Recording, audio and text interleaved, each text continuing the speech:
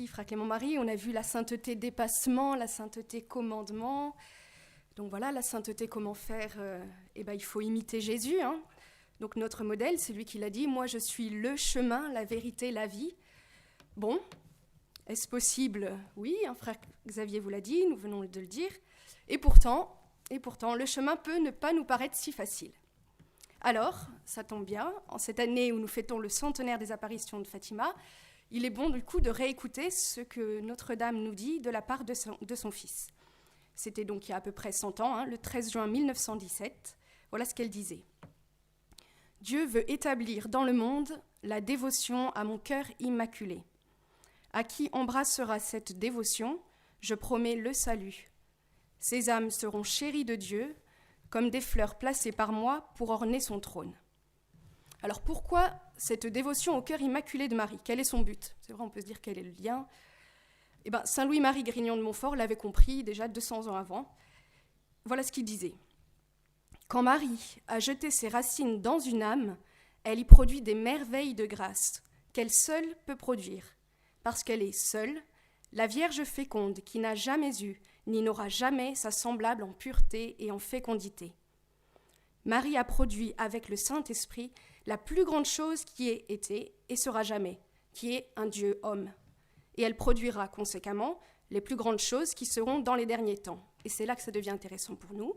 La formation et l'éducation des grands saints lui sont donc réservées, car il n'y a que cette Vierge singulière et miraculeuse qui peut produire, en union avec le Saint-Esprit, les choses singulières et extraordinaire.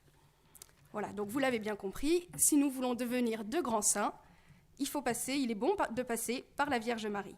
D'ailleurs, Dieu nous l'a bien dit, c'est par elle qu'il veut triompher du mal dans le monde, il nous l'annonce dès la Genèse, c'est la femme qui écrase la tête du serpent.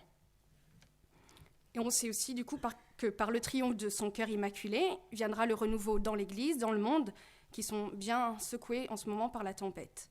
Et on le sait, Marie l'a dit à Lucie, à Fatima, elle lui a dit « Mon cœur immaculé sera ton refuge et le chemin qui te conduira jusqu'à Dieu. » Alors voilà, mais vous vous dites peut-être, mais très bien, mais comment faire en pratique? Comment hâter le triomphe du cœur immaculé de Marie? Vous entendez souvent cette expression, on l'a empruntée à Benoît XVI. Comment lui permettre d'agir pour faire de nous de grands saints? Alors elle donne trois moyens surtout, à Fatima, qui sont la consécration à son cœur immaculé, la prière quotidienne du chapelet et le développement de la dévotion des premiers samedis du mois. Alors, on va commencer. La consécration à Marie. Qu'est-ce que ça veut dire, se consacrer à Marie? Se consacrer à Marie, c'est recourir à elle pour avoir une plus grande union avec Jésus, une union plus intime. Marie va nous former pour ressembler de plus en plus à son Fils. Et on a vu, c'est ça qui nous fait devenir saints. Se consacrer à Marie, c'est imiter Jésus, qui lui-même était soumis à la Vierge Marie. Et se consacrer à Marie, c'est recourir sans cesse à son intercession. C'est vrai que Jésus se laisse plus facilement attendrir quand nos demandes passent par la Vierge Marie. On voit par exemple, si vous voulez voir la force de cette consécration, à Fatima, la Vierge Marie avait demandé en particulier la consécration de la Russie à son cœur immaculé, et on a vu que l'un des fruits de cette consécration avait été la chute du communisme dans ce pays, et sans effusion de sang, ce qui est tout bonnement miraculeux. Donc ça nous montre la puissance, l'efficacité d'une telle consécration à un niveau national. Et on peut écouter aussi ce que disait Jacinthe, la petite Jacinthe avant de mourir. Elle a redit à Lucie « Dis à tout le monde que Dieu veut nous accorder ses grâces par le moyen du cœur immaculé de Marie, que c'est à elle qu'il faut les demander, que le cœur de Jésus veut qu'on vénère avec lui le cœur immaculé de Marie, qu'on demande la paix au cœur immaculé de Marie, car c'est à elle que Dieu l'a confié. » Pour se consacrer à Marie, on peut utiliser plusieurs formules. Une des plus connues, c'est l'acte de consécration de Saint Louis-Marie Grignon de Montfort. Vous savez, je vous choisis aujourd'hui au Marie, en présence, etc. Nous, ici, on utilise la prière au Notre-Dame. Et en fait, tout simplement, avec ces actes de consécration, nous redisons à Marie, à la suite de grands saints comme Saint Louis-Marie ou Saint Jean-Paul II, « Totus tuus, je suis tout à toi, Marie ». Voilà, premier point, la consécration au cœur immaculé de Marie. Deuxième point, si vous avez bien suivi, du coup, la prière du chapelet et prière quotidienne du chapelet. Ça, c'est aussi l'un des grands messages de Marie à Fatima. Donc, elle s'y est présentée comme Notre-Dame du Rosaire. Et à chacune de ces 6 apparitions, Donc elle a donné des messages différents, mais à chaque fois, elle répétait « Il faut réciter le chapelet tous les jours, et en particulier pour obtenir la paix ». Et donc, par exemple, je vous cite le 13 juillet 1917, « Il faut réciter le chapelet tous les jours en l'honneur de la Sainte Vierge pour obtenir la fin de la guerre par son intercession, car il n'y a qu'elle qui puisse vous venir en aide. » Donc, si nous voulons relever la France, comme on l'a chanté hier, aux armes, sortez vos chapelets. Si vous vous préparez à fonder une famille, protégez-la. On voit que les temps sont difficiles. Confiez-la à Marie, en prenant l'habitude, par exemple, dès maintenant, de réciter le chapelet en union avec votre fiancé, de prier en famille. Ensuite, on a vu aussi combien la prière des enfants était efficace. On le voit à l'île Bouchard.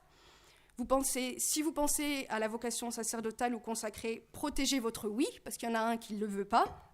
Confiez-le à Marie, par la prière du chapelet. Si vous réfléchissez encore à votre avenir, c'est pareil, confiez-le à Marie. Elle vous donnera la force d'être pleinement disponible à la volonté de Dieu. Et c'est par elle que toutes nos actions, quel que soit notre état de vie, pourront porter le plus de fruits. Alors c'est vrai, vous allez dire, c'est pas facile de trouver une place dans nos emplois du temps pour dire le chapelet. Alors il y a un bon truc, c'est ce qu'on fait à la colonie, c'est possible de le fractionner. Alors on a une bonne posologie, vous prenez une dizaine le matin, 2 après le déjeuner, 2 le soir, ça marche très bien. Mais sinon aussi, parfois c'est plus facile de le dire en union avec quelqu'un. Vous pouvez très bien vous connecter à KTO. Maintenant on a la Web TV Domini, vous pouvez aussi vous connecter. Vous pouvez même l'avoir en rediffusion, donc voilà, vous pouvez le dire avec nous. Il faut compter entre 20 minutes et une demi-heure. Voilà. Alors, deuxième objection, vous vous dites, ce message, Marie l'a délivré à Fatima, c'est bien pour les Portugais, n'est-ce pas, sœur Bakita? Eh bien, figurez-vous que la Vierge Marie nous a redit la même chose dans des apparitions bien françaises, à Lourdes, à Pontmain. Elle ne fait que redire la même chose, réciter le chapelet. Mais priez, mes enfants. Elle l'a même écrit à Pontmain, pour qu'on soit bien sûr qu'on l'ait bien lu. Mais priez, mes enfants. Voilà. Quand on voit toutes les grandes choses que la Vierge Marie fait à travers de simples petits chapelets, voilà, c'est le premier pas vers la sainteté, il faut y aller. Troisième point, vous voyez, on arrive bientôt déjà à la fin, courage, c'est la dévotion des premiers samedis du mois. Alors cette pratique existe peut-être déjà dans vos paroisses, sinon il ne faut pas hésiter à demander à ce qu'elle soit mise en place. Donc c'est la troisième grande demande de la Vierge Marie à Fatima. Voilà. Quel est son but? Consoler le cœur immaculé de Marie et lui faire réparation pour tous les outrages ou blasphèmes dont il est l'objet de la part des chrétiens. Alors vous allez me dire, mais quel rapport avec notre sainteté? Alors voilà ce qui est dit, voilà ce que dit Notre-Dame à Lucie. À tous ceux qui, pendant 5 mois consécutifs, le premier samedi se confesseront, recevront la Sainte Communion, réciteront le chapelet et me tiendront compagnie pendant 15 minutes en méditant sur les 15 mystères du rosaire en esprit de réparation, je promets de les assister à l'heure de la mort avec toutes les grâces nécessaires pour le salut de leur âme. Et quel est le but de la sainteté? La gloire de Dieu et le salut des âmes. Mais, précise Jésus, beaucoup d'âmes commencent, peu vont jusqu'au bout, celles qui persévèrent le font pour recevoir les grâces qui sont promises. Les âmes qui font les 5 premiers samedis avec ferveur et dans le but de faire réparation au cœur de ta Mère du ciel me plaisent davantage que celles qui en font 15 tièdes et indifférentes. Alors c'est vrai, on pourrait se dire, mais est-ce que le désir du salut et la réparation au cœur de Marie s'oppose-t-elle au désir, le désir d'obtenir les grâces s'oppose-t-elle au désir de réparer en faveur du cœur de Marie? Eh bien non, parce qu'en voulant consoler le cœur de la Vierge Marie, nous nous attachons plus solidement à la Vierge Marie, qui nous attache plus solidement à Jésus, et donc il devient plus facile de le suivre lui, qui est le chemin, et donc de devenir de grands saints. Voilà pour les 3 moyens donnés à Fatima. Bon, on ne peut pas parler de Fatima sans parler du fameux secret qui est attaché. Justement, ce secret a un lien avec la sainteté, mais je ne vais pas le développer ici parce qu'il ne nous reste plus de temps, mais vous pourrez demander à un frère ou une sœur de vous dire ce qu'il y a dans ce secret. Moi, ce qui m'intéresse, c'est le commentaire de ce secret qui a été fait par le cardinal Ratzinger. Et donc voilà comment il conclut ce commentaire. C'est là que vous allez voir le lien avec la sainteté. Ceux qui attendaient des révélations apocalyptiques excitantes sur la fin du monde et sur le cours futur de l'histoire seront déçus. Fatima n'offre pas de telles satisfactions à notre curiosité. Comme du reste, en général, la foi chrétienne ne veut pas et ne peut pas être une pâture pour notre curiosité. Ce qui reste, nous l'avons vu dès le début de notre réflexion sur le texte du secret, c'est l'exhortation à la prière comme chemin pour le salut des âmes et dans le même sens, l'appel à la pénitence et à la conversion. Voilà, le message de Fatima n'est rien d'autre qu'un rappel de l'Évangile. Convertissez-vous et croyez à l'Évangile. Mais avec cette note proprement mariale qui nous invite donc à passer par le cœur immaculé de Marie pour avoir plus de chances de succès. Et on voit combien ce chemin est sûr avec la canonisation de François et Jacinthe qui a eu lieu donc en ce 13 mai. On voit aussi que c'est un chemin exigeant, mais comme le disait frère Clément-Marie, tout ce qui en vaut la peine donc, est exigeant. Et François Jacinthe et sûrement bientôt Lucie sont nos modèles.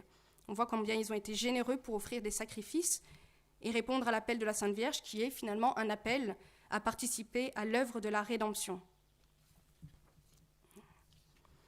Et donc je vais terminer en rappelant le titre qui nous avait été proposé. Donc c'était Fatima, un appel urgent à la sainteté pour notre époque. Donc un appel à la sainteté, nous venons de le voir. Urgent, j'espère qu'on va réussir à vous convaincre. Maintenant, est-ce qu'on peut vraiment dire qu'il s'agit d'un appel pour notre époque ? C'est vrai, maintenant ça fait déjà 100 ans. Est-ce que c'est pas un peu périmé ? Bon, on peut déjà souligner que, en tant que mère et formatrice des grands saints, Marie l'a été dès les premiers temps de l'Église. On le voit depuis la Pentecôte, au Cénacle, elle prépare les apôtres à recevoir l'Esprit Saint. On voit un Saint Bernard, un Saint François de Sales, on voit tous les grands saints qu'elle a pu former. Ensuite, cet appel à la conversion, à la prière, à la pénitence, elle le redit et re-redit dans bon nombre de ses apparitions.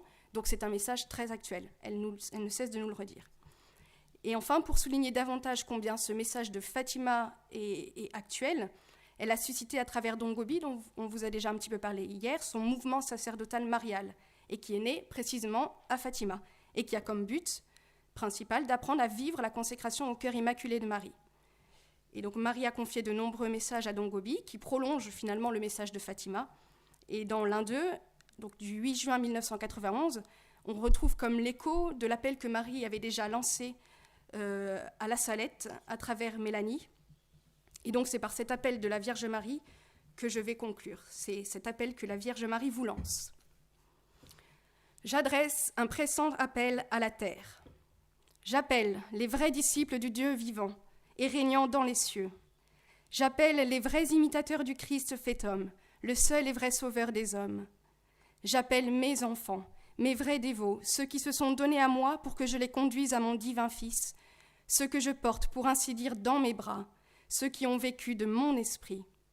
Enfin, j'appelle les apôtres des derniers temps, les fidèles disciples de Jésus-Christ qui ont vécu dans un mépris du monde et d'eux-mêmes, dans la pauvreté et dans l'humilité, dans le mépris et dans le silence, dans l'oraison et dans la mortification, dans la chasteté et dans l'union avec Dieu, dans la souffrance et inconnue du monde. Il est temps qu'ils sortent et viennent éclairer la terre. Allez et montrez-vous comme mes enfants chéris. Je suis avec vous et en vous, pourvu que votre foi soit la lumière qui vous éclaire dans ces jours de malheur. Que votre zèle vous rende comme des affamés pour la gloire et l'honneur de Jésus-Christ. Combattez, enfants de lumière, vous, petit nombre qui y voyez, car voici le temps des temps, la fin des fins.